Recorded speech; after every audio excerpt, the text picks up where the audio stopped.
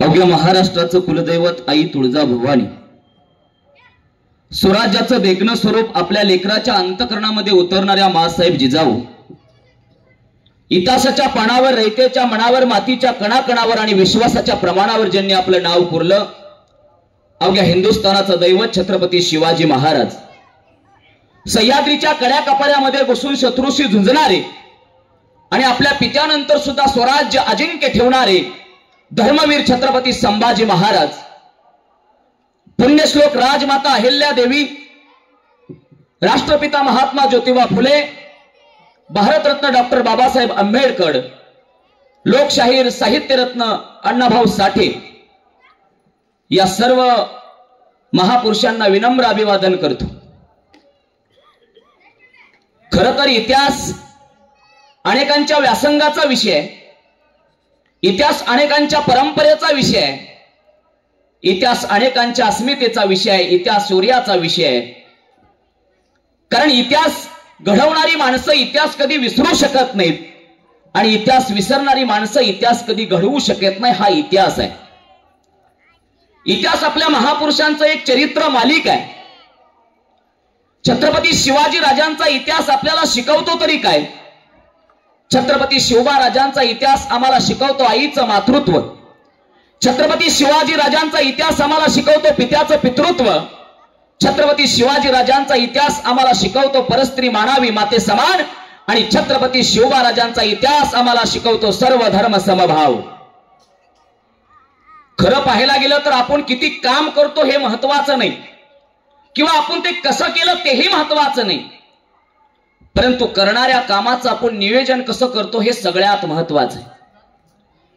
अवघं 50 वर्षाचं आयुष्य लाभलं शिवाजी राजांना।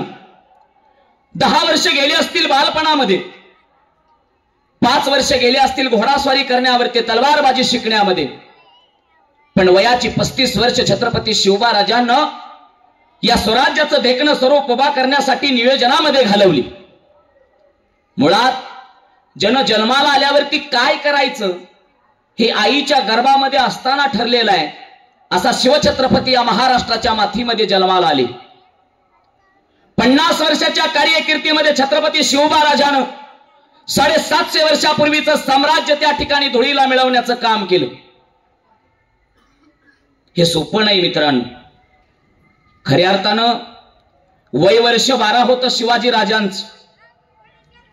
माँसाहेब जिजाऊ आणि शहाजीराजे भोसले कर्नाटक प्रांतामध्ये होते। रयतेचं असणारं दुःख, रयतेचं असणारे अश्रू, रयतेचं असणारं दुःख माँसाहेब जिजाऊ आणि शहाजीराजे भोसलेंनी उघड्या डोळ्यानं पाहिलं आणि स्वतःचा प्रपंच बाजूला ठेवून या स्वराज्याचा संसार उभा करण्याचं स्वप्न मनामध्ये बाळगलं। त्या ठिकाणी माँसाहेब आणि शहाजीराजे भोसलेंचं ठरलं, आपले थोरले सुपुत्र संभाजीराजे यांनी कर्नाटक प्रांतामध्ये राहावं आणि कर्नाटक प्रांतामध्ये आपलं स्वतःचं साम्राज्य निर्माण करावं। आपले धाकटे सुपुत्र शिवबा राजे यांनी माँसाहेब जिजाऊंबरोबर पुण्यामध्ये जावं आणि स्वतःचं स्वराज्य निर्माण करावं। 12 वर्षाचे छत्रपती शिवबा राजे असताना माँसाहेब जिजाऊ शिवबा राजांना घेऊन पुण्याकडे निघाल्या, पण जात असताना एका पित्याने एका पुत्राला काय दिलं पाहिजे? आपलं लेकरू जर सहलीला चाललं ना तर आई सांगते, लेकरा बसमध्ये बसताना मध्य भागावरती बस, फोडून ठोकलं तरी तू साबूत राहशील आणि पाठीमागून जरी बस धडकली तर तू मात्र साबूत राहशील। आपल्या लेकराविषयी एका आईचं म्हणणं ते आहे, आपल्या लेकराविषयी असणाऱ्या एका वडिलाचं म्हणणं ते आहे, पण आपल्या लेकराला एका पित्यानं काय द्यावं हा सगळ्यात मोठा प्रश्न आहे। शहाजीराजेंनी शिवबा राजांना दिलं तरी काय? शहाजीराजांनी शिवबा राजांना दिलं एक स्वप्न, शहाजीराजांनी शिवबा राजांना दिलं एक ध्येय, शहाजीराजांनी शिवबा राजांना दिली एक महत्वाकांक्षा। शहाजीराजांनी शिवबा राजांच्या हातामध्ये एक राजमुद्रा दिली आणि त्या राजमुद्रेमध्ये शहाजीराजांनी कोरलं होतं, प्रतिपदेच्या चंद्राप्रमाणे तुमचं स्वराज्य वाढत जाऊ आणि एक दिवशी अवक्या विश्वाला त्याचा हेवा वाटत राहू। हे म्हणणं शहाजीराजांचा आपल्या पुत्राविषयी। शहाजीराजांनी अजून काय दिलं शिवबा राजांना?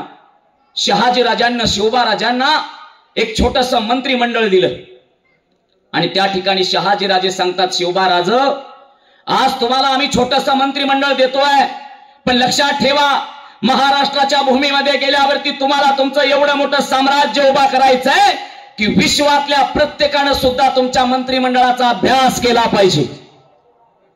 हे शहाजीराजांनी आपल्या पुत्राला दिलं. शहाजीराजांना दिलं एक भगवा ध्वज आणि सांगितलं, शिवबाराज हा भगवा पेलणं एवढं सोपं आहे. भगवा पेलण्यासाठी मनगटामध्ये रग आणि छातीमध्ये धग लागते ऐका. कारण हा भगवा प्रभू रामचंद्राचा, हा भगवा भगवान श्रीकृष्णाचा, हा भगवा टाळेकऱ्यांचा, हा भगवा वारकऱ्यांचा, हा भगवा हर हर महादेव गर्जना करणाऱ्या त्या धारकऱ्यांचा. शिवबाराज हा भगवा अभिमानाचा, हा भगवा शौर्याचा, हा भगवा महाराष्ट्राच्या अस्मिताचा, हा भगवा सतत फडकला पाहिजे. हे स्वप्न, ही जिद्द, ही महत्वाकांक्षा छत्रपती शिवबाराजांच्या मनामध्ये शहाजीराजेंनी पेरली. एक मानवी शास्त्र आणि जीवशास्त्राचे अभ्यासक सांगतात, तुमचं नुकतंच जन्माला आलेलं बाळ तुम्ही आमच्याकडे आणून द्या आणि सांगून टाका त्याला काय बनवायचं. आम्ही आमच्या पद्धतीनं त्याला बनवू, आम्ही आमच्या पद्धतीनं त्याला घडवू. ज्याप्रमाणे मातीच्या चिखलाच्या गोळ्याला एखादा आकार देता येतो, त्याचप्रमाणे जन्माला येणाऱ्या मुलानं पुढं काय बनायचं हे जर खऱ्या अर्थानं त्याला घडवायचं असेल तर संस्कार आणि संस्कृती सांगून जाते मायबाप. शहाजीराजे भोसले आणि माँसाहेब जिजाऊनी शिवबाराजांचं व्यक्तिमत्व घडवलं आणि नियोजनबद्ध घडवलं. ज्याचं जगणं स्वराज्यासाठी, ज्याचं जीवन स्वराज्यासाठी, ज्याचा श्वास स्वराज्यासाठी आणि ज्याचा ध्यास सुद्धा स्वराज्यासाठी हे जीवन छत्रपती शिवबाराजांचं होतं. छत्रपती शिवबाराजांचं चरित्र आपल्या लहान लेकरांना का शिकवायचं याच्या पाठीमागचं कारण ऐकून घ्या. माँसाहेब जिजाऊंनी छत्रपती शिवबाराजांच्या मनामधली भीती नावाचा शब्द शिवाजीराजांच्या कोशातून काढून टाकला. आपलं ध्येय आणि आपण याच्यामध्ये एक भीती नावाची भिंत असते. ज्या दिवशी भीती नावाची भिंत पडून जाते त्या दिवशी आपलं ध्येय आपल्याला प्राप्त होत असतं. ती भीती त्या ठिकाणी माँसाहेबांनी शिवबाराजांच्या मनातून काढून टाकली आणि उभा राहिलं एक देखणं स्वराज्य, जे सह्याद्रीच्या कड्या कपारातून राहिलं, रायगडावरती फडकत राहिलं ते स्वराज्य. ही भीती आत येते तरी कुठून? एखादं लहान मुलं असतं, रांगत रांगत अंधाऱ्या खोल्याकडे जात असतं. आपल्याच लेकराला आई पाहते आणि सांगते, लेकरा अंधारामध्ये जाऊ नको, तिथं भाऊ असतो. आईचा शब्द ते लेकरू ऐकताना जाग्यावरती थांबत. पण जशी आई परत स्वयंपाकाला लागते ना, परत एकदा ते लेकरू उठतं आणि परत त्या खोलीकडे चालतं होतं. आई परत पाहते आणि सांगते, लेकरा अरे नको जाऊ अंधाराच्या खोलीकडे, तिकडे भाऊ असतो रे. पण आतलं धाडस मात्र त्याला थांबवून देत नाही. ते धाडस मात्र त्याला सांगत असतं, त्याला मार्गदर्शन करत असतं. स्वयंपाक सोडलेली आई लेकराकडे पळत येते, लेकराला कडेवरती घेते आणि लेकराला सांगते, लेकरा अंधारात जायचं नसतं, तिथं भाऊ असतो. एक आई आपल्या लेकराला एवढं बिंबवते, एवढं बिंबवते, पुढे जाऊन तेच लेकरू 2 लेकराचा बाप होतं तरी सुद्धा अंधाराला घाबरत. ही भीती आली कुठून? ही भीती आपण आतमध्ये घातली. ही बंधनं आली कुठून? ही बंधनं आपण आपल्या लेकरांना घातली. ज्याप्रमाणे एखादं हत्तीचं पिल्लू असतं, त्या हत्तीच्या पिल्ल्याला महोद त्याच्या पायाला एक साखळी बांधतो. हत्तीचं पिल्लू वारंवार ती साखळी वडत असतं, पण ती साखळी मात्र तुटत नसते. हत्तीचं पिल्लू प्रयत्न करतं साखळी तोडायचं, पण त्याच्याच्याने ती तुटत नाही. एक दिवशी ते हत्तीचं पिल्लू स्वतःला सांगतं, आता प्रयत्न करण्यात काही अर्थ उरला नाही, आपल्याच्यानं ती तुटणारच नाही. हत्तीचं पिल्लू सोडून देतं प्रयत्न. पुढे गेल्यावरती तेच हत्तीचं पिल्लू बलाढ्य असं हत्ती बनतं, पण तो माहूद मात्र त्याला परत कधी बांधत नाही. कुणीतरी त्या माहुदाला विचारावा, रे एवढा मोठा बलाढ्य हत्ती आहे, त्याला बांधत नाही? तो म्हणतो, मी बांधायची काही गरज नाही, कारण त्यांनी आतून स्वतःला केव्हाच बांधून टाकले. ऐका, आम्ही आतून आपल्याला स्वतःला बांधून टाकले, आपण आतून बंधनं स्वतःला घातली, आम्ही आतून आपल्याला भीती घातली. छत्रपती शिवबाराजे 13 वर्षाचे होते, पुण्यामध्ये आले आणि माँसाहेबांनी शिवबाराजांवरती एक जबाबदारी टाकली. जबाबदारी फार मोठी होती. कोणीतरी यावं आणि माँसाहेबांना सांगावं, माँसाहेब शिवबाराजे लहान आहेत, टाकलेली जबाबदारी फार मोठी आहे, त्यांना ती जबाबदारी पेलेल का? मासाहेबांचं उत्तर ऐका. मासाहेब सांगतात, अरे सरड्याची पिल्ल बिळात वाढतात म्हणून त्यांच्या नशिबी सरपटणच येतं. आम्हाला तर गरुडाचं पोवार वाढवायचंय. आगीच्या कल्लोळ्यात त्याला ढकलल्याशिवाय त्याच्या बंकात बळ येणार कुठून? सरड्याची पिल्ल बिळात वाढतात मायबाप आणि आयुष्यभर ती फरफटत राहतात. मासाहेब जिजाऊ सांगतात, माझा शिवबा म्हणजे सरड्याचं पिल्लू नाही तर वाघाचं पिल्लू आहे, गरुडाचं पिल्लू आहे. त्याला आगीच्या कल्लोळ्यात ढकलल्याशिवाय त्याच्या पंखात बळ येणार नाही.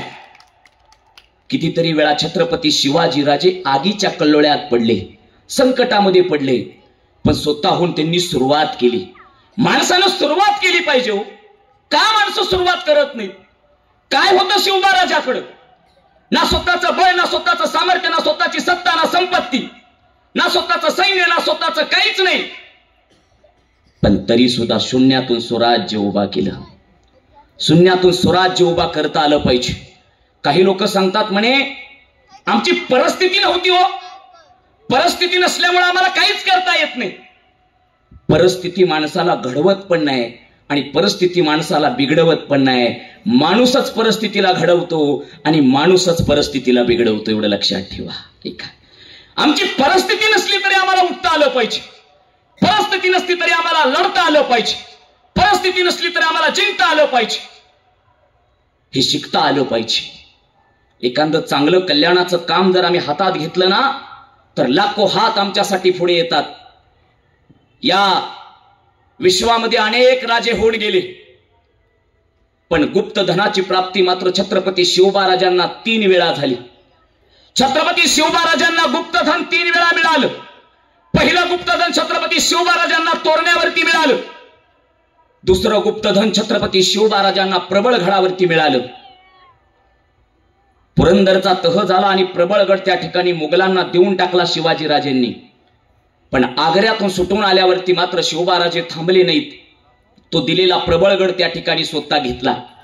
प्रबळगडाची तहानणी करण्यासाठी एक दिवशी छत्रपती शिवाजीराजे पालखीमध्ये बसले. शिवबाराजाची पालखी त्या प्रबळगडावरती गेली. हाताला गुंडळलेला शेला खाली लोंबतोय आणि तो शेला त्या प्रबळगडावरती एका काटारीच्या झाडाला अडकला. शिवबाराजानं त्या शेल्याकडे पाहिलं आणि शिवबाराजानं सांगितलं, पालखी थांबवा, हे काटाड्याचं झाड मला काहीतरी सांगून जात आहे. विलक्षण असणारी बुद्धी आहे छत्रपती शिवबाराजाची, नजर विलक्षण आहे. पालखी जाग्यावरती थांबली. शिवबाराजे सांगतात, हे काटाड्याचं झाड मला काहीतरी हुलकावणी देत आहे आणि त्या ठिकाणी ते झाड खांदण्याचं काम चालू केलं. त्या झाडाच्या खाली एक चौथरा लागला. चौथरा खांदा आणि त्याच्यामध्ये अमाप असं गुप्तधन शिवबाराजांना मिळालं. ते सगळं गुप्तधन शिवबाराजांना स्वराज्याच्या कामी आणलं. छत्रपती शिवबाराजांना गुप्तधनाची प्राप्ती 3ऱ्या वेळेस झाली, ती वासोडेच्या किल्ल्यावरती. हातामध्ये लोककल्याणाचं कार्य घेतल्यावरती सगळ्या शक्ती आणि सगळ्या ताकदीनं तुमच्या पाठीमागे उभा राहतात. पण आम्हाला सुरुवात करता आली पाहिजे. आम्ही सुरुवात करत नाही, आम्ही तिथं कमी पडतो. ऐका, एका डोंगराच्या कडेला, डोंगराच्या पायथ्याला एक जण उभा होता. मी त्याच्या जवळ गेलो, प्रश्न विचारला, कशासाठी थांबलास रे? त्यांनी सांगितलं, मला त्या डोंगरावरती जायचंय, काळा किट्टा अंधार आहे. मी म्हणलं, जा ना मग. त्याने सांगितलं, जावं तरी कसं जावं? दिसणारा काळा कोट्टा अंधार आहे त्या डोंगरावरती. माझ्या हातातला कंदील मी त्याच्या हातात दिला आणि त्याला सांगितलं, या कंदिलाच्या मार्गदर्शनाखाली तू त्या डोंगरावरती जावं. मी निघून गेलो. सकाळ झाली, परत एकदा त्या डोंगराकडे गेलो. पाहतो ते तिथंच उभा होतो. प्रश्न केला, जाऊन आलास का रे? तो म्हटलं, गेलोच नाही, बसलो इथंच. अरे का नाही गेला? कसं जाणार? डोंगरावरती एवढा मोठा काळा कुट्टा अंधार आहे. मी म्हटलं, लेका कंदील दिला ना रे तुझ्या हातात? त्यानं सांगितलं, तुमच्या कंदिलाचा प्रकाश फक्त माझ्या पावलापुरता पडतोय, पण समोर दिसणारा अंधार मात्र संपणार नाही. मी म्हटलं, वेड्या, सुरुवात तरी कर. एकदा तू चालायला सुरुवात केली ना, हा प्रकाश तुझ्या बरोबर चालल्याशिवाय राहणार नाही. आम्हाला सुरुवात करता आली पाहिजे. शिवबाराजांची सुरुवात आम्हाला कळाली पाहिजे. छत्रपती शिवबाराजांनी सुरुवात केली. मायबाप, आम्हाप असं हे स्वराज्य तुमच्या आमच्यासाठी ठेवलं. सुरुवात करता आली पाहिजे. संकट जीवनामध्ये अमाप येतात. पण त्या संकटाला न घाबरता न जुमानता आम्हाला समोर जाता आलं पाहिजे.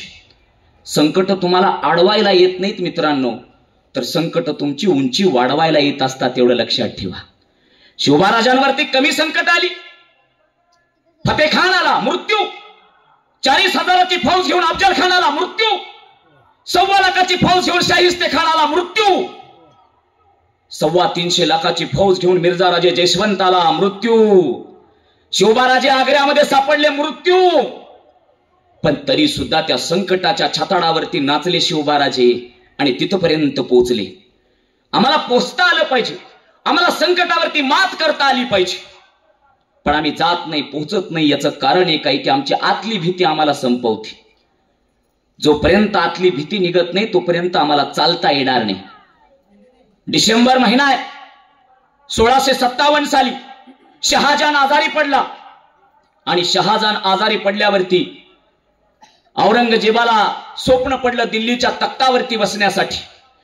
औरंगजेब स्वप्न पाहतोय, आता शहाजहान आजारी पडलाय, दिल्लीच्या तख्तावरती आपल्याला बसता येईल. औरंगजेबानं आदिलशहाला पत्र लिहिलं, तुमची जेवढी जेवढी जेवढी जेवढी फौज आहे तेवढी सगळी फौज घेऊन आम्हाला मिळा, तुम्हाला मागल ते आम्ही देऊ.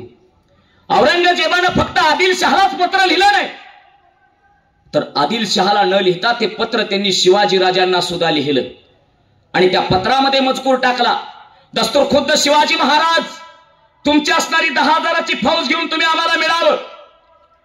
तुम्हाला येता येत नसलं तर शामराव पंतांना लावावं. शिवाजी राजानं ते पत्र वाचलं, तळपयाची आग मस्तकाला गेली आणि छत्रपती शिवबा राजानं त्या औरंगजेबाला उत्तर दिलं पत्रातून. ऐका, औरंगजेबाला उत्तर देताय छत्रपती शिवबाराज, शामराव पंतच नाही पण शामराव पंताच्या बटकीचा केस सुद्धा तुला मिळू शकत नाही. शिवबा राजानं ते औरंगजेबाचं पत्र एका कुत्र्याच्या शेपटीला बांधलं. लक्ष द्या, कुत्र्याच्या शेपटीला बांधलेलं पत्र आहे आणि शिवाजी महाराजांनी ते कुत्र 4 गावामध्ये त्याची दिंड काढली. सगळा प्रकार औरंगजेबाला कळाला, तळपयाची आग मस्तकाला गेली आणि तोच औरंगजेब छत्रपती शिवबा राजांना परत एकदा पत्र लिहितोय, शिवाजी राज, पहिल्यांदा हा औरंगजेब दिल्ली घेईल आणि नंतर तुमच्या दख्खनमध्ये येईल. तिथून पुढे मुघलांचं आणि मराठ्यांचं वैर चालू झालं. जोपर्यंत संकटाला आम्ही सामना करत नाही, जोपर्यंत संकटाला आम्ही सामोरं जाऊ शकत नाही, तोपर्यंत खऱ्या अर्थानं आमचा इतिहास कोणी लिहू शकत नाही. छत्रपती शिवाजी राजांचा तो इतिहास आहे. काय इतिहास घडतो? जी माणसं स्वतः त्याग करतात, जी माणसं खऱ्या अर्थानं पराक्रम करतात, जी माणसं संकटाला न घाबरता संकटाच्या छाताडावरती नसतात, त्या माणसांचा इतिहास घडल्याशिवाय राहत नाही. आम्हाला सातत्य ठेवता आलं पाहिजे. अफजल खानासारखा मोठा दुश्मन या महाराष्ट्राच्या मातीवरती चालवून आला. 40,000ची फौज घेतलेला तो अफजल खान आहे. 7.5 फुटाची उंची आहे, दिसायला राक्षसासारखा आहे, हैवान आहे. छत्रपती शिवबा राजांना कळालं अफजल खान महाराष्ट्रावरती निघालाय, पण शिवाजी राजांना चांगलं माहित होतं, मनामध्ये हरलेली माणसं पराक्रमात कधी जिंकत नाहीत. ऐका, मनामध्ये हरलेली माणसं रणांगणामध्ये कधी जिंकत नाहीत आणि मनात जिंकलेली माणसं रणांगण कधी हारत नाही. हे शिवाजी राजांना चांगलं माहित होतं. छत्रपती शिवाजी राजानं अफजल खान विजापूर मधून निघायच्या आधी त्याचा हत्ती मारला. तत्कालीन निघालेल्या सेनापतीचा जर हत्ती मेला ना, त्यावेळेस तो अपशकुन समजला जायचा. सगळीकडे बातमी पसरली, अफजल खानाचा हत्ती मेला, हत्ती मेला, हत्ती मेला. अफजल खानाला कळालं, आता गेल्यावरती मराठी आपल्याला परत सोडणार नाहीत. आपल्या 65 बायकाची मुंडकी छाटली अफजल खानानं, कारण त्याला गॅरंटी नव्हती परत महागारी येईल का नाही. आणि अफजल खान निघाला. शिवबा राजानं विचारलं बहिर्जी नायकांना, बहिर्जी किती फौज आहे अफजल खानाची? तानाजीनं सांगितलं, राज, अफजल खानाची 40,000ची फौज आहे. आणि आपली? म्हणे आपली 7,500ची आहे. राजे म्हणले, मग आपली वाढवा. वाढू शकत नाहीत. पण शिवाजीराजे थांबले नाहीत मित्रांनो. शिवाजीराजांना विचार केला नाही की बाबा आता एवढी मोठी फौज आहे, 40,000ला 7.5 किती होणार? पण शिवाजी राजांनी पर्याय शोधला. माणसानं पर्याय शोधला पाहिजे. राजे म्हणतात, तानाजी आपली वाढत नसेल तर खानाची कमी करा. मग खानाची कमी कशी करायची? शिवाजी राजांनी जेवढ्या लढाया जिंकल्या ना, ती प्रत्येक लढाई नियोजनबद्ध जिंकली. लक्ष द्या माझ्याकडे. प्रत्येक लढाई. कुठं भेटायचा औरंगजेबाला, कुठं भेटायचा अफजल खानाला? मग अफजल खानाला जर भेटायचं असेल तर पटांगणात भेटून उपयोगाचं नाही. त्याला भेटायचं असेल तर अशा जाग्यावरती भेटलं पाहिजे की जिथून अफजल खान कधीच सुटला नाही पाहिजे. अफजल खानाला भेटण्यासाठी शिवाजी राजांना निवडला प्रतापगड.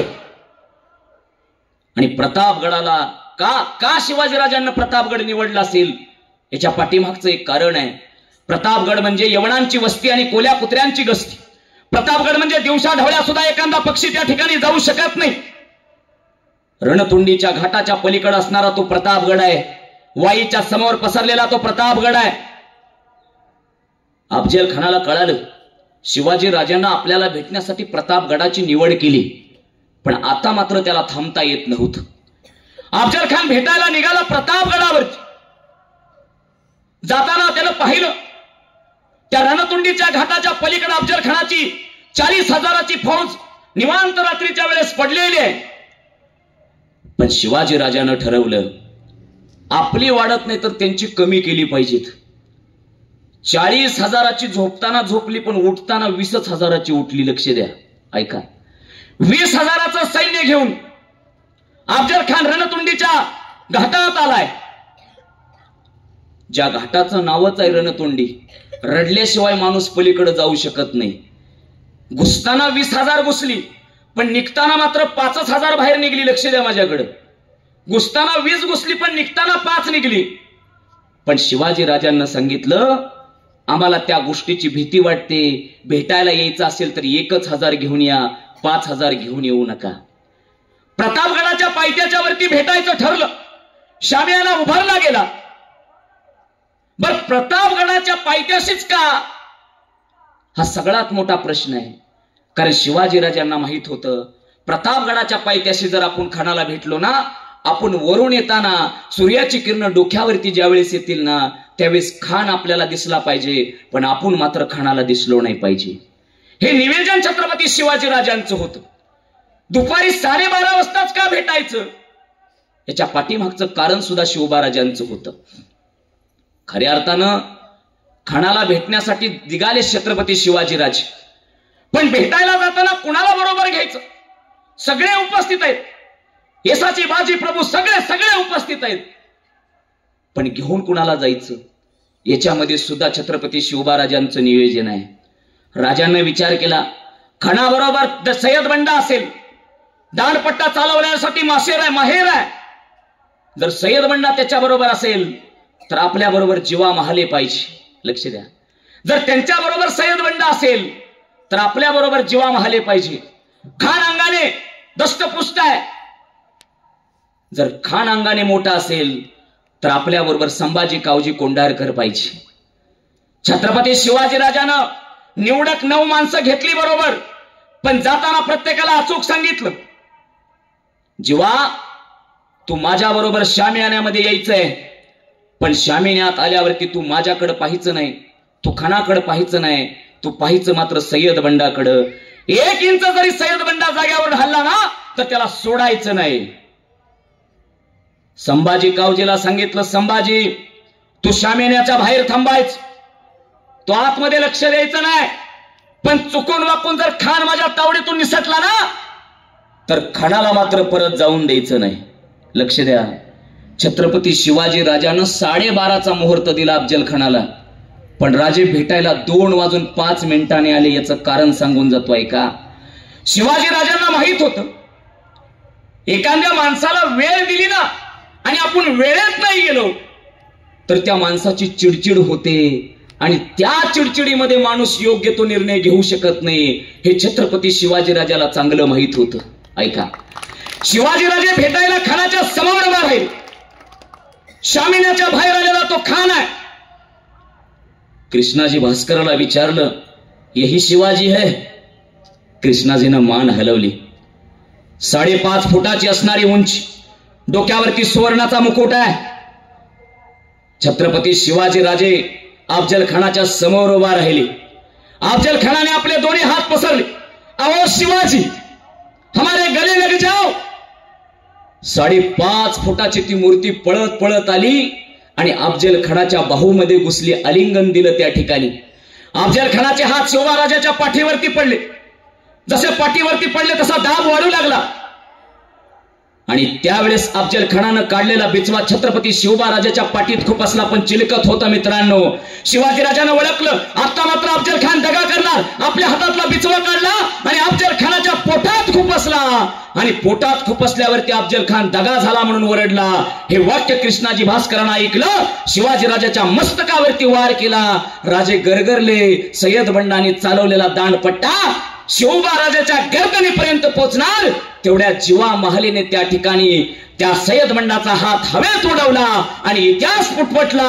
होता जीवा म्हणून वाचला शिवा.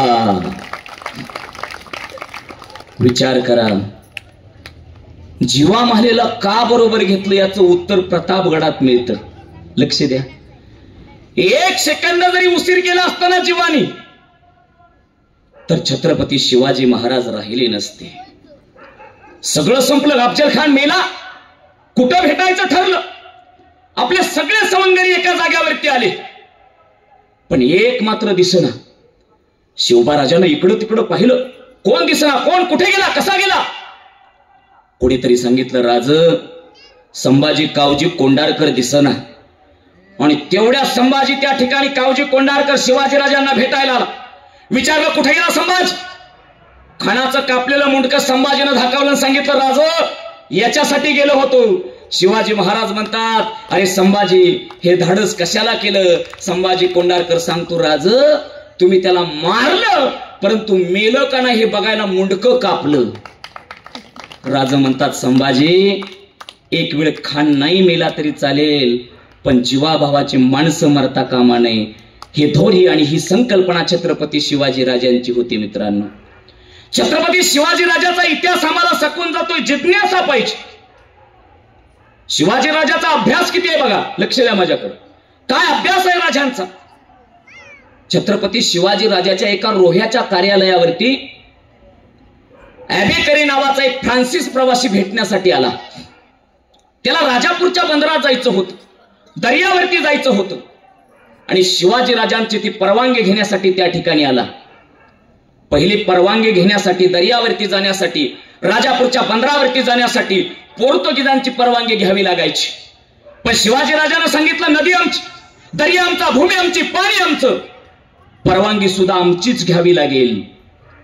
तो शिवाजी राजाच्या रोह्याच्या कार्यालयात आलेला तो ॲबेकरी नावाचा एक प्रवासी आहे. फार मोठी जिज्ञासा आहे त्याच्याकडे, फार मोठा अभ्यास आहे. आणि त्या ॲबेकरीने त्या ठिकाणी असणाऱ्या अधिकाऱ्याला प्रश्न विचारू लागला. आम्हाला प्रश्न सुचले पाहिजे. तो छत्रपती शिवाजी राजांना प्रश्न सुचले.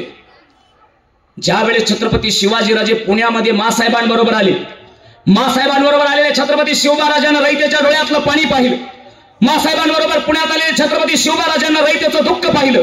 मासाहेबांबरोबर पुण्यात आलेल्या छत्रपती शिवबा राजांना रयतेची यातना पाहिल्या आणि प्रश्न केला मासाहेबांना, मासाहेब, रयत आपली, भूमी आपली, तरी सुद्धा त्यांच्या डोळ्यातनं पाणी का.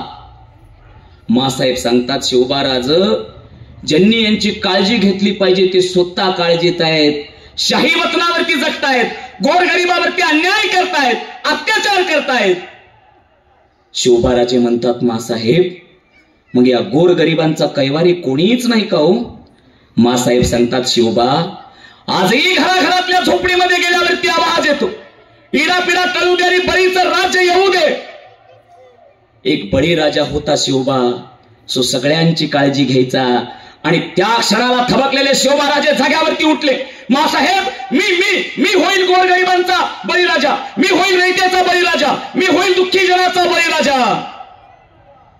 छत्रपती शिवाजी राजांना प्रश्न पडला. तो प्रश्न आम्हाला पडला पाहिजे. तो ॲबेकरी नावाचा आलेला प्रवासी शिवाजी राजाच्या त्या अधिकाऱ्याला विचारतोय. त्याला पहिला प्रश्न विचारला, म्हणजे तुमच्या राजाकडे सामर्थ्य नाही, तुमच्या राजाकडे बळ नाही, तुमच्या राजाकडे ना संपत्ती, ना गड किल्ले, ना सैन्य, पण तरी सुद्धा प्रत्येक लढाईमध्ये तुमचा राजा यशस्वी का होतो? या प्रश्नाचं उत्तर देताना तो अधिकारी सांगतोय, आमच्या राजाकडनं सैनिक, आमच्या राजाकडनं सामर्थ्य, आमच्या राजाकडनं बळ, आमच्या राजाकडनं संपत्ती, परंतु आमचा राजा यशस्वी होतो याचं एकच कारण आहे, विलक्षण असणारा राजाचा अभ्यास. छत्रपती शिवबा राजाचा अभ्यास होता. अर्थशास्त्र, नीतिशास्त्र, धर्मशास्त्र हे सगळं शास्त्र शिवबा राजांना माहित होतं. शिवबा राजांना फक्त इतिहासाचा अभ्यास नव्हता तर भूगोल सुद्धा राजे जाणत होते. मित्रांनो, आम्हाला अभ्यास करता आला पाहिजे. आम्ही अभ्यास करत नाही. माणसं हरतात त्याचं कारण एक आहे की आमचा अभ्यास कुठंतरी तोकडा पडतो. आमच्या गावात 4 मुलं होती, त्यांना काम नव्हतं पण शिकलेली होती. लक्ष द्या माझ्याकडे, फार शिकलेले पण नोकरी नव्हती. पोरांनी ठरवलं काहीतरी बिझनेस काढायचा, काहीतरी धंदा काढायचा, काहीतरी उद्योग काढायचा, जेणेकरून त्या उद्योगातून आपल्याला पैसा पण आला पाहिजे आणि समाजाचं कार्य सुद्धा झालं पाहिजे. मग काय उद्योग काढायचा? पोरांनी ठरवलं आपलं गाव एका स्टँड पासून 2 किलोमीटर लांब आहे, आपण एक रिक्षा घेऊ चालवायला. चौघांनी पैसे काढले, रिक्षा घेतली आणि रिक्षा स्टँड वरती लावली. एक जण पुढे चालवाय बसले आणि 3 पाठीमागे बसले. लक्ष द्या, प्रवासी एसटीतून उतरायचा आणि रिक्षात बघायचा, भरली कुणास टोन निघून जायचं. 3 महिने एवढंच चाललं, ह्यांची डोकीच चाललं ना. अरे करायचं तरी काय? 3 महिने झालं एवढा मोठा उद्योग टाकलाय पण प्रवासीच मिळेना. नाही म्हटले आता एक काम करू, आता रिक्षा बंद करू, दुसरा काहीतरी व्यवसाय टाकू. काय टाकायचा व्यवसाय? म्हणे एक काम करू, आपल्या गावात पंक्चरचं दुकान नाही म्हणे, मोठं पंक्चरचं दुकान टाकू. पैसे गोळा केले, पंक्चरचं दुकान टाकलं. 6 महिन्याचा काळ निघून गेला पण एक गाडी सुद्धा पंक्चर काढायला येईना. याचं कारण एक होतं की 4थ्या मजल्यावर दुकान होतं. आमचा अभ्यास तुकडा पडतो. कुठं काय करायचं, कसं करायचं, कुणी करायचं आणि कधी करायचं, हा अभ्यास जोपर्यंत आम्हाला कळत नाही तोपर्यंत आम्ही यशस्वी होऊ शकत नाही. छत्रपती शिवबा राजांचं चरित्र आम्हाला सांगून जातं, जीवनामध्ये जर तुला यशस्वी व्हायचं असेल तर तुला अभ्यास करावा लागेल. तुला येणाऱ्या संकटावरती तोंड द्यावं लागेल. तुला सहज बसता येणार नाही. एखादी मुंगी पाहिली ना, मुंगी कणभर असते, कणभर. त्या मुंगीला सांगावं लागत नाही कुठल्या गावात, कुठल्या गल्लीत, कुठल्या घरात, कुठल्या फळीवरती, कुठल्या डब्यात साखर आहे. मुंगी आपोआप त्या साखरेच्या डब्यापर्यंत जात असते. ऐका, एका शास्त्रज्ञाला प्रश्न विचारला, म्हणे या जगाचा अंत होईल तरी कधी? तो शास्त्रज्ञ सांगतोय, ज्या वेळेस एखादी मुंगी विश्रांती करताना तुम्हाला दिसेल ना, त्या दिवशी या जगाचा अंत झाल्याशिवाय राहणार नाही. एवढ्या छोट्या मुंगीकडे पाहिल्यावरती आम्हाला कळत, ती मुंगी एका जाग्यावरती कधीच शांत बसत नाही. मनभर मुंगी आहे, कणभर, पण मनभर साखर फस्त करते. तसं मराठे मनभर नव्हते, कणभर होते, पण मनभर असणाऱ्या, कणभर असणाऱ्या त्या मुघलांच्या छाताडावरती मराठे नाचले. मित्रांनो, छत्रपती शिवाजी राजे आपल्या उभ्या आयुष्यामध्ये कधी थांबलेच नाही. तो कधी विश्रांती घेतली नाही. 12 वर्षाचे असताना मासाहेबांबरोबर पुण्यात आले. मासाहेबांना सांगितलं, शिवबा, रयतेच्या घराच्या समोर तुम्हाला जायचं, शेतकऱ्याच्या बंधावरती तुम्हाला जायचंय, पीडितांच्या घरात तुम्हाला जायचंय, शेतकऱ्यांच्या शेतात तुम्हाला जायचं. शिवबा, सह्याद्रीच्या कड्या कपाऱ्यामध्ये तुम्हाला जायचंय. ऊन वारा काही तुम्हाला म्हणायचं नाही. आणि हे स्त्रींचं राज्य व्हावं, हे राज्य स्वराज्य व्हावं, ही खरी स्त्रींची इच्छा आहे. मासाहेबांनी शिवबा राजांना तो शब्द दिला. ऐका, कधी थांबले नाही शिवाजीराजे. छत्रपती शिवबा राजांची काशीबाई नावाची एक महाराणी होती. लक्ष द्या, काशीबाई. एक दिवशी काशीबाई आजारी पडल्या. अंतरुणात असणाऱ्या त्या काशीबाई आहेत, शेवटच्या घटका मोजतात काशीबाई. मासाहेबांना काशीबाईंना प्रश्न केला, काशीबाई, तुमची शेवटची इच्छा तरी काय असावी? काशीबाईंच्या डोळ्यातनं पाणी वाहू लागलं. काशीबाई सांगतात, मासाहेब, खरंच तुम्ही आमची शेवटची इच्छा पूर्ण करू शकता का? मासाहेब सांगतात, काशीबाई, तुम्ही शब्द द्या, आम्ही तो शब्द पुरा करू. ऐका, काशीबाईनं मासाहेबांकडे पाहिलं आणि काशीबाई सांगतात, मासाहेब, आमच्या कपाळाची टिकली, आमच्या कपाळाचं कुंकू म्हणजे आमचं सौभाग्य, आमच्या हातातला चुडा म्हणजे आमचं सौभाग्य, आमच्या पायातलं जोडवं म्हणजे आमचं सौभाग्य, ते सौभाग्य म्हणजे माझे छत्रपती शिवबा राजांचं शेवटचं दर्शन आम्हाला कधी मिळेल, हीच खरी आमची आखरी इच्छा आहे.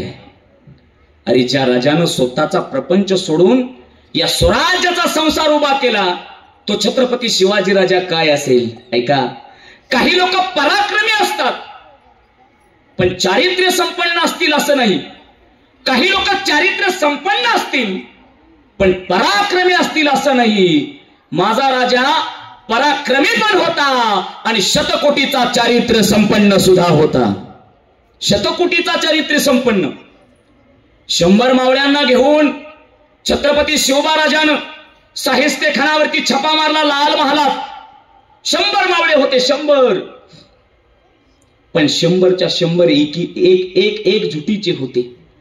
100 मधला एक जरी फुटला असताना एक, तर लाखोच्या फौजेनं 100रांचा धुरळा केला असता. पण छत्रपती शिवबा राजानं फक्त माणसंच नाही तर माणसातल्या निष्ठा जाग्या केल्या. फक्त माणसं जोडली नाही पण माणसातल्या निष्ठा जाग्या केल्या छत्रपती शिवबा राजांनी. तो शाहिस्ते खान आपल्या डायरीत लिहितोय तो प्रसंग सगळा लाल महालाचा. तो शाहिस्ते खान सांगतो, स्वराज्याचा राजा छत्रपती शिवाजी वाऱ्यासारखा आला आणि वाऱ्यासारखा निघून गेला. शिवबा राजाने लाल महालावरती छापा मारला आणि छापा मारल्यावरती स्मशान शांतता त्या लाल महालात पसरली. आणि त्या शाहिस्ते खानाची एक बहीण शाहिस्ते खानाकडे वरडत आली, भाईजान, माझी पोरगी कुठंच दिसत नाही. तो शाहिस्ते खान आपल्या बहिणीला सांगतो, बहिणा, यदा कदाचित शिवाजी राजाच्या माणसानं जर तुझ्या पोरीला उचलून नेलं असेल तर घाबरू नको. तो शिवाजी राजा ज्याप्रमाणे स्वतःच्या लेकीची काळजी करतो ना, त्याच पद्धतीनं तुझ्याही लेकीची काळजी करेल. एवढा विश्वास आहे दुश्मनावरची, एवढा विश्वास. पण खऱ्या अर्थानं पाहिलं गेलं तर त्या लेकीला उचलून नेलं नव्हतं. शिवाजी राजांच्या भीतीने एका पिंपात ती बसलेली घावली. ऐका, पण एका दुश्मनावरती किती विश्वास असावा मित्रांनो. तो विश्वास छत्रपती शिवाजी राजांवरती होता. तो शाहिस्ते खान सांगतो, शाहिस्ते खान 6 जून 1674 रायगडावरती छत्रपती शिवबा राजांचा शिवराज्याभिषेक सोहळ्याचा मुहूर्त ठरला. लक्ष द्या, कधी कधी प्रश्न पडतो की 6 जून 1674च का 6 जून तारीख घेतली असेल शिवाजी राजांना, का तो मुहूर्त ठरवला असेल. याचं कारण एक आहे, कारण शिवाजी राजांना चांगलं माहित होतं 7 जून नंतर मृग नक्षत्र निघतं आणि पावसाच्या धारा त्या रायगडावरती इतक्या वाहतात, एखादा शत्रू रायगडावरती जरी आला तर तो खाली मात्र नीटनेटका येऊ शकत नाही. हे शिवाजी राजांना चांगलं माहित होतं. पण छत्रपती शिवाजी राजांना हेही माहित होतं की आपला स्वराज्यामध्ये होणारा तो शिवराज्याभिषेक सोहळा, एक दिवशी खऱ्या अर्थानं तो सोहळा संपन्न होताना तो औरंगजेब कधी शांत बसणार नाही, हे राजांना चांगलं माहित होतं. लक्ष द्या, शिवबा राजांचा सोहळा 6 जून 1674 रोजी पार पडला. पण शिवबा राजांचा तो शिवराज्याभिषेक सोहळा मोडीत काढण्यासाठी औरंगजेब मात्र शांत बसला नाही. त्यानं श्रीगोंद्याच्या बहादूरगड या ठिकाणी बहादूर खान नावाचा एक सरदार पाठवला. पण बहादूर खान त्या रायगडापर्यंत पोहोचेपर्यंत शिवाजी राजांचा राज्याभिषेक सोहळा संपन्न झाला. तो बहादूर खान औरंगजेबाला पत्रात लिहितोय, हुजूर, शिवाजी राजे छत्रपती व्हावे ही खऱ्या अर्थानं त्या अल्लाची इच्छा आहे आणि शिवाजी राजे छत्रपती झाले. पण एवढंच नाही, त्या बहादूर खानाला चांगलं माहित होतं लालच दाखवल्यावरती औरंगजेब काय करतो. खाली एक त्याने टीप लिहिली, म्हणे, हुजूर, बहादूर गडावरती माझ्याकडे 1 कोटी रुपयाची नगद आहे. औरंगजेब खुश झाला बातमी ऐकून. पण ऐका, हे पत्र औरंगजेबापर्यंत पोहोचोपर्यंत ही बातमी मराठ्यांना समजली. छत्रपती शिवाजी राजांना ही बातमी कळाली आणि छत्रपती शिवबा राजानं स्वराज्याचे सरनौबत हंबीरराव मोहितेंना बोलवलं. हंबीरराव, तुम्हाला बहादूर गडावरती जायचंय. बहादूरगडावरती बहादूर खान नावाचा सरदार आहे. त्या ठिकाणी असणारे 1 कोटी रुपये तुम्हाला घेऊन यायचे. हंबीररावांनी ठरवलं. पण ऐका, नुकती पेरणीचे दिवस होते. रायगडाच्या अवतीभवती सैनिक कमी होत. कुठे गेले सैनिक? मराठ्यांचे सैनिक असे होते की पेरणीच्या दिवशी त्यांनी पेरणीला जायचं आणि पेरणी सगळी झाल्यावर, शेतीतली कामं झाल्यावर परत एकदा जुटायचं. परंतु रायगडावरती 10,000ची राखीव फौज होती. हंबीररावानं 10,000 मधले 9,000 संगती घेतले. 1,000 रायगडाच्या त्या संरक्षणासाठी थांबवले. 9,000 मधले 2,000 आपल्या बरोबर घेतले आणि 7,000 बरोबर एक सरदार पाठवला. लक्ष द्या माझ्याकडं. हंबीरराव मोहिते 2,000 सैनिक घेऊन सोलापूर पुणे मार्गातून त्या ठिकाणी कुरकुम जवळ येऊन थांबले. श्रीगोंद्याच्या पट्ट्यात असणारा तो बहादूरगड नावाचा किल्ला आहे. ऐका, आणि 7,000 सैन्य रायगडावरून पुण्यात आलं आणि पुण्यातून त्या ठिकाणी रांजणगाव मार्गे, शिरूर मार्गे, नगर मार्गे श्रीगोंद्याकडे निघालं. 7,000चं सैन्य पलीकडून आणि 2,000चं सैन्य या बाजूनं. लक्ष द्या माझ्याकडे. बहादूर खान मात्र त्या बहादूरगडावरती बसलेला आहे. 7,000चं सैन्य पाहिलं आणि बहादूर खानाचा एक सैनिक पळत पळत गेला. हुजूर, मराठे आ गए हुजूर. बहादूर खान म्हणतोय, दिवसा कशी आली? ही तर रात्रीची येतात ना. बहादूर खान पळत गेला. पाहिलं 7,000ची फौज समोर येते, बहादूर गडाकडे येते. बहादूर खानाने इशारा केला. सगळे सैन्य जागे झाले. सैन्याने हातामध्ये तलवार घेतल्या. मुघल मराठ्यांच्या छातोडावरती नाचायला निघाले. पण समोर येणारे ते मुघल मराठ्यांनी पाहिले. बहादूरगडाच्या जवळ आले मराठे. जवळ आले, जवळ आले, जवळ आले आणि जवळ आल्यावरती जसं सैन्य दिसायला लागलं तसं मराठ्यांनी यू-टर्न मारला आणि पुढे पळायला लागले. बहादूर खानाला काही कळलं.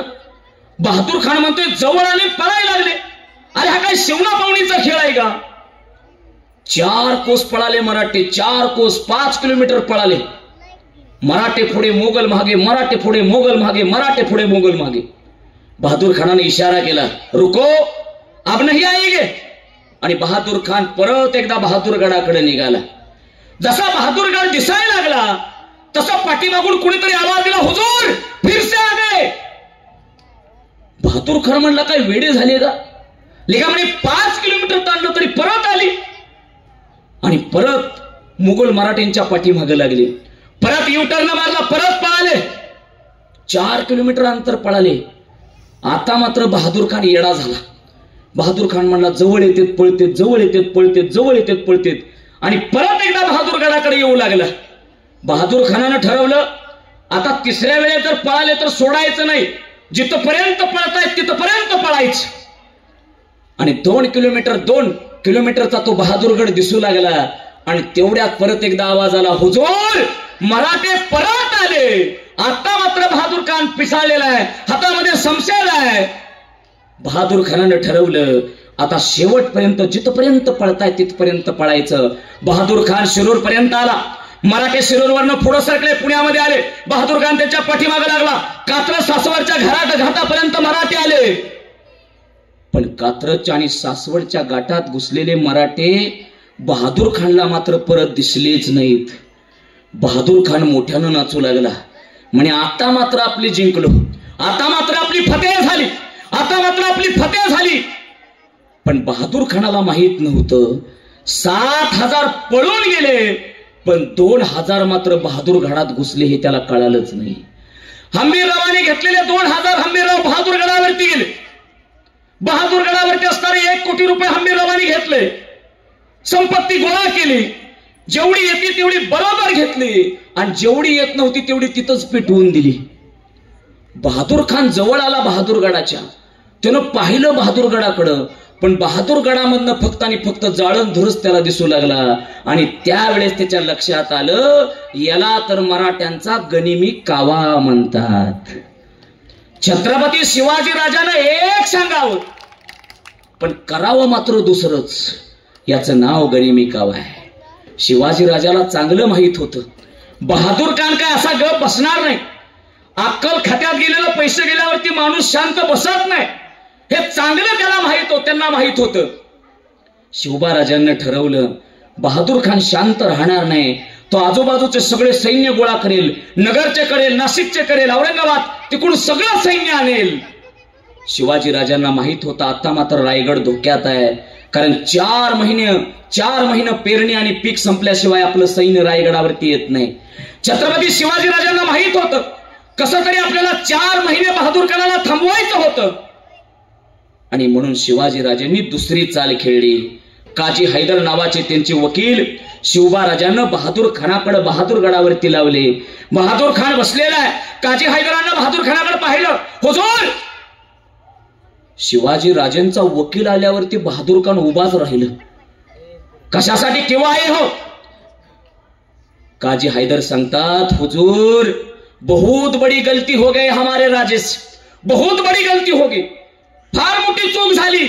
आणि आता मात्र आमच्या राजानं तुमची दास्ती घेतली म्हणे. काय झालं? हुजूर, आमच्या छत्रपती शिवाजी राजानं ठरवलंय 10,000ची फौज संगत घ्यायची, स्वतः संभाजी राजांना घ्यायचं आणि तुमच्या चाकरीला यायचं. एवढंच नाही, तुम्हाला 10 गड किल्ले देऊन टाकायचे. बहादूर खान आनंदी झालो. ज्या मराठ्यांनी एवढं लुटलं आपल्याला आणि ते मराठी आपल्याला शरण येणार, बहादूर खानाला काय कळना. पण हुजूर, त्याच्या पाठीमागे एक आट आहे म्हणे. काय काय कसली कसली आट?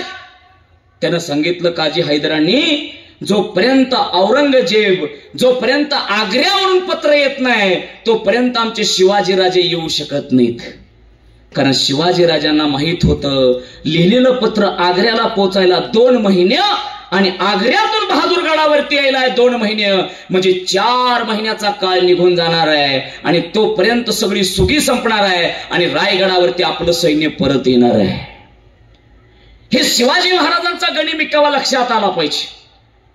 छत्रपती शिवाजी राजांचा काळ असा होता, शिवाजी राजांसाठी माणसं जगायला नाही तर छत्रपती शिवबा राजांसाठी माणसं मरायला तयार होत होती. मित्रांनो, मरायला तयार होत होती. ऐका, मासाहेब सांगतात, शिवबाराजे सिंह ज्या ठिकाणी बसतो त्या ठिकाणी सिंहासन तयार होतं. सिंहासनाच्या पाठीमागे लागूच नका, सिंह बना. जिथं बच्चाल तिथं आपोआप सिंहासन तयार झालं पाहिजे. ही शिकवण मासाहेबांनी शिवबा राजांना दिली.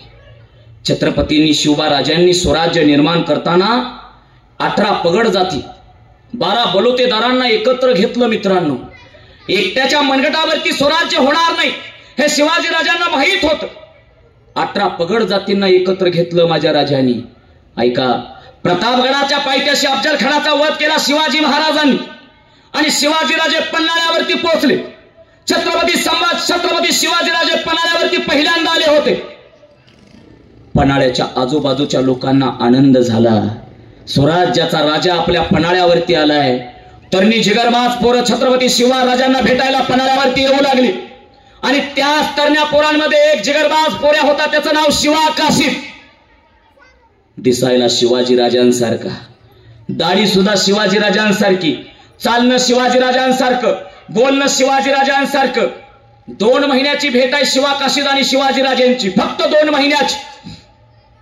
आणि 2 महिन्यानंतर त्या पन्हाळगडाला सिद्धीचा वेढा 70,000च्या फौजेचा पडला.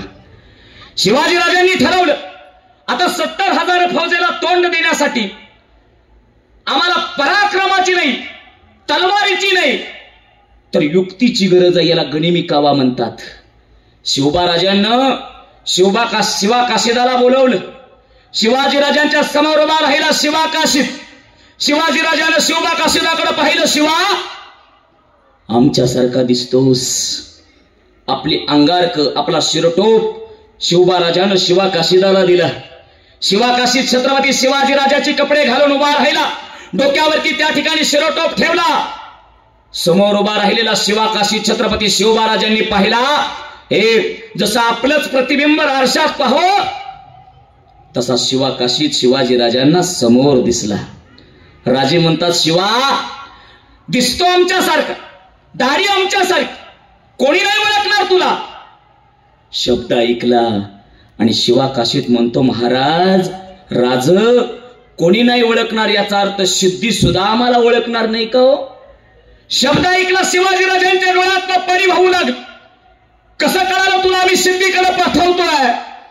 शिवा काशीद सांगतो, महाराज तुमच्या काळजाचा ठोकाना ठोका जाणतो आम्ही. शिवा काशीदाला शिवबा राजानं आलिंगन दिलं मायबाप. डोळ्यातनं वाहणाऱ्या पाण्याचा थेंब शिवा काशीदाच्या पाठीवरती पडला. जगाच्या पाठीवरती एवढी मोठी शब्दाष्टी कुणाला मिळाली नसेल ती शिवा काशीदाला छत्रपती शिवबा राजानं दिली. शिवाजी राजे बनून सिद्धी जोहरला भेटायला निघाला शिवा काशीत पालखीत बसला. पालखी त्या ठिकाणी त्या सिद्धी जोहरच्या मेन समोर उभा राहिली. सिद्धीला आनंद झाला. ज्या अफजल खानाचा कोथळा ज्या शिवाजी राजानं बाहेर पडला तो शिवाजी राजा आम्हाला शरण येतोय. आनंदाने नाचणारा तो सिद्धी शिवाजी राजांना भेटायला शामियाच्या बाहेर आला. पालखीतून उतरलेले शिवा काशीद शिवाजी राजे बनून आलेले होते. शिवा काशीदांना म्हणजे शिवाजी राजांना पाहिलं सिद्धी जोहरनं आणि त्या ठिकाणी शिवा काशीद आणि शिवबा राजांना आणायला सिद्धी पुढे गेला. चलो शिवाजी राजे शामिने के तरफ चलो. छत्रपती शिवाजी राजांना घेतलेला तो सिद्धी जोहर. परंतु पाठीमाग दोन संशयित नजरा फिरत होत्या. त्याचं नाव फाजल खान. अफजल खानाचा पोरगा फाजल खान. फाजल खानाने शिवा काशीदाकडे पाहिलं आणि मोठ्यानं ओरडला, हुजूर हे शिवाजी नाही हो सकता. शब्द ऐकला आणि म्यान केलेली तलवार शिवा काशीदाच्या गर्दनीला लावली सिद्धीनं आणि प्रश्न केला, बोलो कोण हो तुम? माझं नाव शिवाजी राजे. फाजल खान म्हणतो, हुजूर मला माहित आहे अबूजानच्या वेळेस मला कळालं होतं शिवाजी राजाच्या डोक्यावरती कृष्णाजी वकिलाने केलेला वार आहे. याच्या डोक्यावरचा शिरटोप काढा. याच्या डोक्यावरती जर वार असेल तर हा खरा शिवाजी. शिवा काशीदाच्या डोक्यावरचा शिरटोप काढला आणि त्यावेळेस वार दिसला नाही. सिद्धीनं गळ्याला आवडलेली तलवार परत एकदा आवडली आणि प्रश्न केला, बोलो कोण हो तुम? आणि त्यावेळेस शिवा काशीद सांगतो, अरे जन्माला शिवा काशीद म्हणून आलो असेल तर काय झालं, पण मरताना मात्र शिवाजी राजा म्हणून मरतोय. याच्यापेक्षा मोठं सौभाग्य तरी काय? शिवाजी राजाच्या काळातली माणसं शिवाजी राजांसाठी मरायला तयार होत होती. एवढं प्रेम छत्रपती शिवबा राजांना लोकांना दिलं. एवढं प्रेम शिवाजी राजांनी दिलं. राजे सांगतात, एक वेळ तुमच्या हातामध्ये तलवार नसेल तरी चालेल पण तुमच्याकडे जिद्द पाहिजे. राजे सांगतात, एक वेळ तुमच्याकडे ढाल नसेल तरी चालेल पण तुमच्याकडे चिकाटी पाहिजे. एक वेळ तुमच्याकडे तोफा नसल्या तरी चालतील पण तुमच्याकडे महत्वाकांक्षा पाहिजे. छत्रपती शिवबा राजांची ती महत्वाकांक्षा होती. छत्रपती शिवबा राजांचं ते ध्येय होतं. छत्रपती शिवबा राजांचं ते स्वप्न होतं, जे स्वप्न त्यांनी साकार केले. मित्रांनो, मी सुरुवातीला सांगितलं शिवाजी महाराजांचं चरित्र वाचताना काय कळतं आम्हाला? शिवबा राजांचं चरित्र आम्हाला शिकवतं वडिलांचं पितृत्व. 6 जून 1674 साली रायगडावरती छत्रपती शिवबा राजांचा राज्याभिषेक सोहळा पार पडला. रायगडावरती 33 कोटी देवांनी पुष्पवृष्टी केली. झुकल्या वाकल्या गर्विष्ठ माना त्या शिवमंदिरी 32 मन सोन्याचं सिंहासन उभा केलं. डोक्यावरती सुवर्णाचा सुवर्ण टोप घातला गेला. संध्याकाळची वेळ आहे आणि छत्रपती शिवाजी राजे मासाहेबाच्या दालनात गेले. डोळ्यातनं पाणी वाहणारे शिवाजी राजे मासाहेबांनी पाहिलं. मासाहेब म्हणतात, शिवाजीराज आज तुम्ही छत्रपती झालास. छत्रपती कधी रडत नसतात तर छत्रपती लढत असतात. शिवबाराज मासाहेबांकडे दंडवत घातलेले शिवाजीराजे सांगतात, मासाहेब आज आम्ही हिंदुस्थानाचे छत्रपती झालो. 32 मन सोन्याचं सिंहासन उभारलं. डोक्यावरती सुवर्णाचा शिरटोप घातला. 33 कोटी देवांची पुष्पवृष्टी रायगडावरती झाली. झुकल्या वाकल्या गर्विष्ठ माना शिवमंदिरी मासाहेब. पण हा सोन्याचा क्षण बघण्यासाठी तुमच्या कपाळाचं कुंकू आणि आमचे आबासाहेब जर जिवंत असते तर याच्यापेक्षा सौभाग्याची गोष्ट कुठली? या महाराष्ट्राच्या मातीत जन्माला आलेल्या छत्रपती शिवबा राजांनी आपल्या वडिलांचं पितृत्व तुम्हा आम्हाला सांगितलं. या महाराष्ट्राच्या मातीत जन्माला आलेले शिवाजी राजे आपल्या आईचं मातृत्व तुम्हा आम्हाला सांगितलं. हे आम्हाला कळालं पाहिजे मित्रांनो. आईचं मातृत्व, वडिलांचं पितृत्व, संतांचं दातृत्व, समाजाचं बंधुत्व हे शिवबा राजांना आपल्याला शिवचरित्रामध्ये सांगितलं. ते शिवचरित्र आपल्याला कळालं पाहिजे. ते शिवचरित्र आपण अनुभवलं पाहिजे. पण आपण अनुभवत नाही, आपल्याला ते समजत नाही. लाखोची फौज जरी महाराष्ट्रावरती स्वराज्यावरती चालून आली ना, तरी संकटाला मात्र शिवाजीराजे कधी डगमगले नाहीत. संकटाचा सामना करत राहिले, संकटाशी झुंजत राहिले. या महाराष्ट्राच्या मातीमध्ये पहिला राजा असा आहे ज्या राजानं आपल्या आईची सुवर्ण तुला केली. महाबळेश्वर या ठिकाणी छत्रपती शिवबा राजानं मासाहेब जिजांची सुवर्ण तुला केली आणि सुवर्ण तुला झाल्यावरती मासाहेबांच्या डोळ्यातनं पाणी वाहू लागलं. मासाहेब सांगतात, शिवबा आज खऱ्या अर्थानं आमची कूस पवित्र झाली. शिवबा शिवाजीराजानं मासाहेबाचं चरण पकडलं, सांगितलं, मासाहेब आज खऱ्या अर्थानं एका हिऱ्याची तुला सुवर्णानं झाली. या महाराष्ट्राच्या मातीत आपल्या आईला हिरा म्हणणारा राजा जन्माला आला, त्याचं नाव छत्रपती शिवाजीराजे आहे. आपल्या आईला हिरा म्हणतो तो राजा. आणि म्हणून खऱ्या अर्थानं आज या विश्वामध्ये, या जगाच्या पट्टीवरती सगळीकडे त्या ठिकाणी शिवबा राजांची जयंती साजरी होते. 395 वर्ष झाले मित्रांनो राजांना जाऊन. 395 वर्ष शिवजयंती साजरी होती. पण आजही तो राजा तुमच्या आमच्या अंतकरणामध्ये जागा आहे. मी म्हणतो, चंद्र सूर्य तारे धरती अग्नी हवा पाणी जोपर्यंत राहील ना, तोपर्यंत छत्रपती शिवाजीराजांचं नाव तुमच्या आमच्या अंतकरणामध्ये राहिलं पाहिजे. जाता जाता 4 गोष्टी सांगून जाईल. शिवाजीराजांचा इतिहास कळणं एवढं सोपं नाही, लक्ष द्या. शिवाजीराजांचं चरित्र शब्दात मांडणं एवढं सोपं नाही. शिवाजीराजांचं चरित्र खऱ्या अर्थानं कळायचं असेल तर ते संस्कार, ती संस्कृती, ती मर्यादा, या सगळ्या गोष्टी आम्हाला कळाल्या पाहिजेत. शिवाजीराजांची जयंती साजरी करताना आम्ही कशी केली पाहिजे हेही आम्हाला कळालं पाहिजे. ज्या छत्रपती शिवबा राजाच्या दरबारामध्ये कधी बाई नाचली नाही, छत्रपती शिवबा राजानं एखाद्या बाईकडे पाहिलं तर राजे सांगायचं, परस्त्री म्हणावी माते समान. कल्याणच्या सुभेदाराची सून आबाजीने शिवाजीराजांच्या समोर ठेवली. शिवाजीराजांना सांगितलं, राजा तुमच्यासाठी नजराना आणलाय. शिवाजीराजांना कल्याणच्या सुभेदाराच्या सुनेकडे पाहिलं आणि शिवाजीराजे सांगतात, अशीच असते आईची आई इतकी सुंदर तर आम्ही इतके सुंदर निफोजलो असतो. शिवाजीराजे सांगतात. कल्याणच्या सुभेदाराच्या सुनेकडे पाहिल्यावरती राजा सांगतात, आमची आई जर एवढी सुंदर असते ना तर आम्ही सुद्धा एवढे सुंदर जन्माला आले असतो. 16 वर्ष वय होतं राजांचं. राजाच्या पाटलानं बदावल केलं, एका परस्त्रीच्या पदराला हात लावला. बातमी शिवाजीराजांपर्यंत पोहोचली. छत्रपती शिवबा राजानं सांगितलं, राजाच्या पाटलाचा हातपाय कलम करा, त्याचा चौरंगा करा, गावातल्या एसीच्या चौकात त्याचा चौरंगा टाका. मासाहेब जिजाऊंना बातमी कळाली. मासाहेब सांगतात, राजाच्या पाटलाचा गुन्हा मोठा, त्याची शिक्षाही मृत्यूदंडाची. तुम्ही मात्र त्याचा चौरंगा केला आणि गावात टाकला, याचं कारण तरी काय आहे? शिवबाराज सांगतात, मासाहेब राजाच्या पाटलाचा गुन्हा मोठा, त्याची शिक्षाही मृत्यूदंडाची. पण ऐका, आम्ही त्याचा चौरंगा याच्यासाठी केला, इथून पुढं परस्त्रीच्या पदराला जरी कोणी हात लावला तर त्याच्या डोळ्याच्या समोर राजाचा पाटील दिसला पाहिजे, म्हणून त्याला चौकात टाकला. ही शिवाजीराजांचं चरित्र आहे. आणि म्हणून मित्रांनो, आज छत्रपती शिवबाराजांचं चरित्र सांगण्यासाठी मला या शिवप्रतिष्ठाननी बोलवलं. मी त्यांचा आभार मानतो. कारण सुरुवातीला सांगितलं, इतिहास घडवणारी माणसं इतिहास कधी विसरू शकत नाहीत आणि इतिहास विसरणारी माणसं इतिहास कधी घडवू शकत नाहीत. आम्हाला इतिहास घडवता आला पाहिजे. ज्याला ज्याला वाटतं की आपली लेकरं पुढं झाल्यावरती, आपली लेकरं लहानाची मोठी झाल्यावरती शिवाजीराजांच्या चरित्राप्रमाणे वागावी, त्यांच्यासाठी एकच माझं सांगणं आहे, सकाळी झोपेतून उठल्यावरती शाळेत जाण्यापूर्वी एकदा आईनं आपल्या लेकराला छत्रपती शिवबाराजांचं चरित्र थोडंफार सांगितलंच पाहिजे.